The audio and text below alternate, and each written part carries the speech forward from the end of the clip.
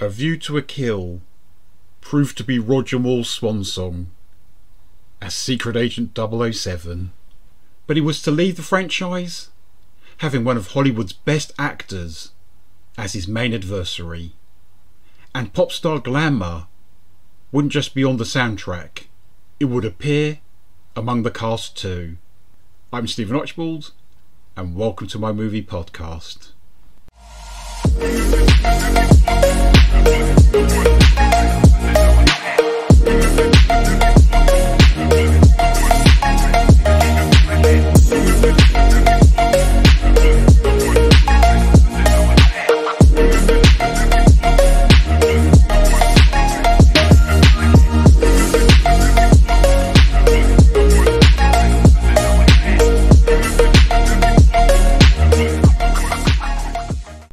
Hello, I bid you a warm welcome to They Came From Within Cult Movie Reviews.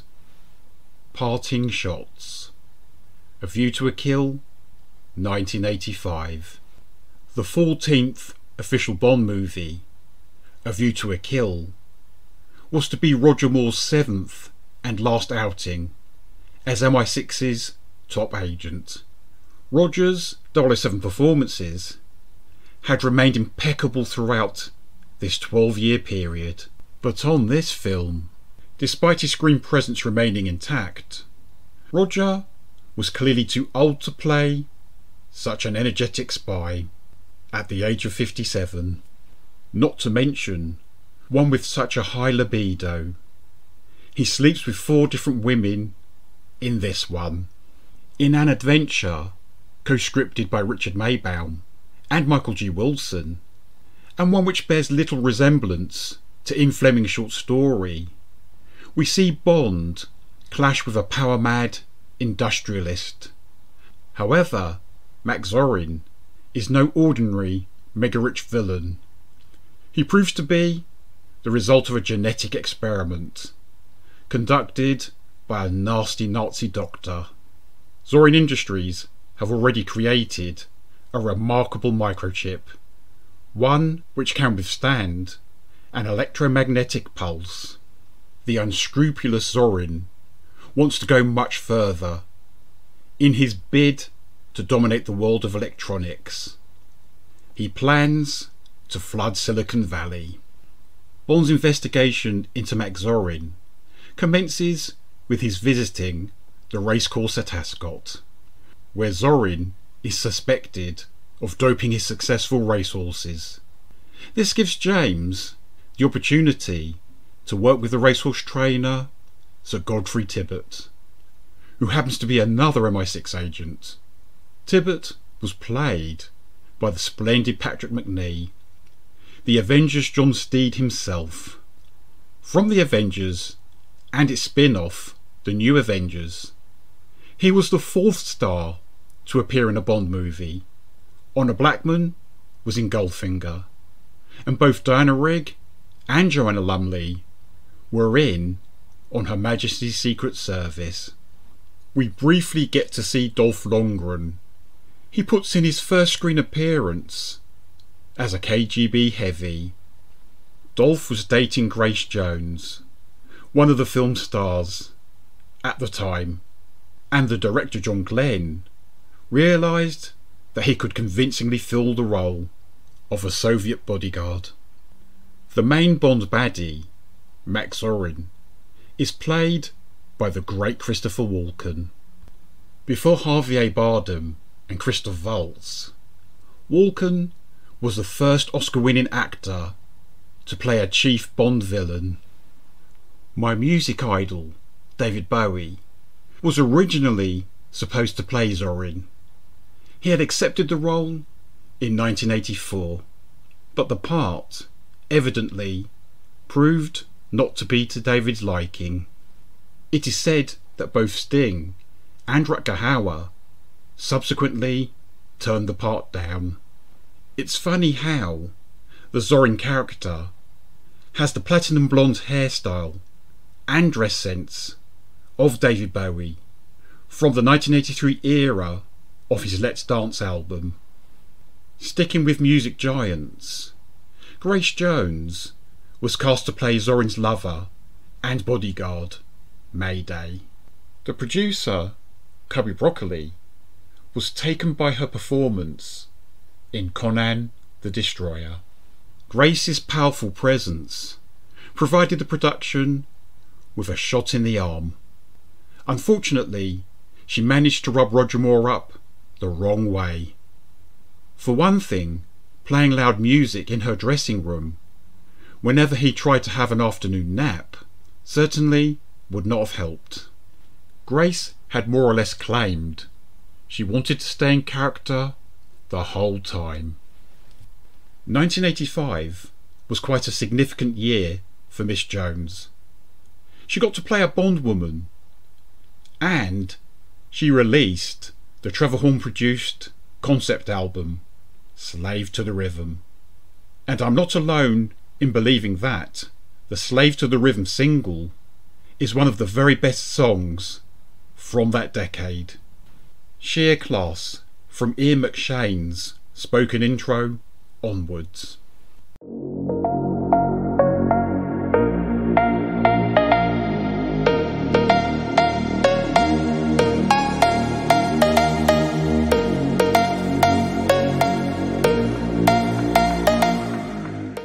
Continuing with the topic of music, it is said that Duran Duran have a drunken John Taylor to thank for securing the theme tune. Reports say the dashing bassist approached Cubby Broccoli at a party and exclaimed, "When are you going to get someone decent to do one of your theme songs?" It just so happened that the filmmakers wanted to attract the younger MTV generation to the franchise, and they felt that hiring Duran Duran would help them do so.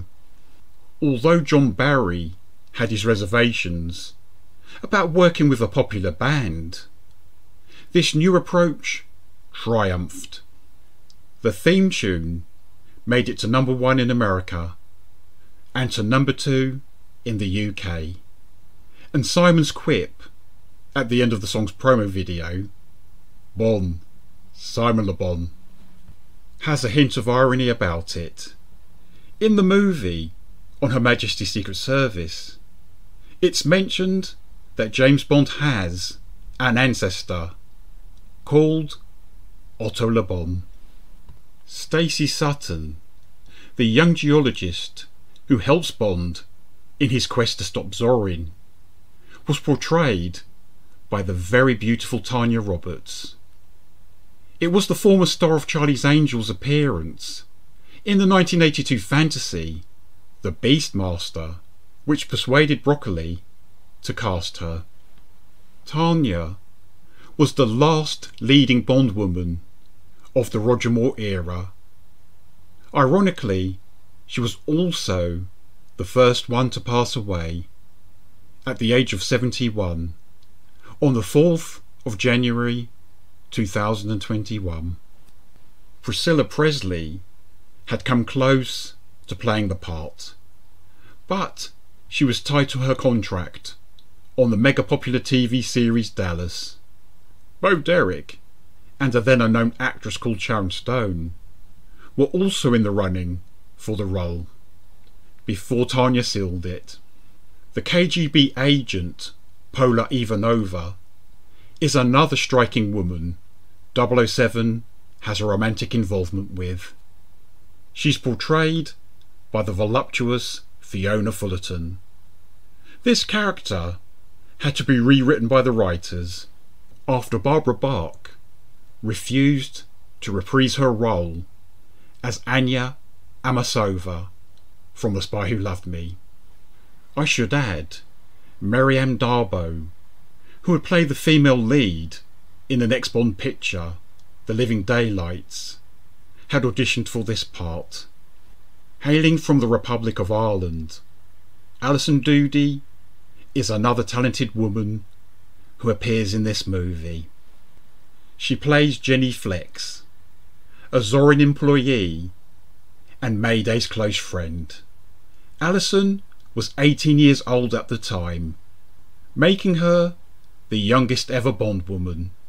In 1988, she got to act opposite future Bond, Pierce Brosnan, in the moody Irish film Taffin, and she acted with Bond legend Sean Connery in Indiana Jones and The Last Crusade in 1989.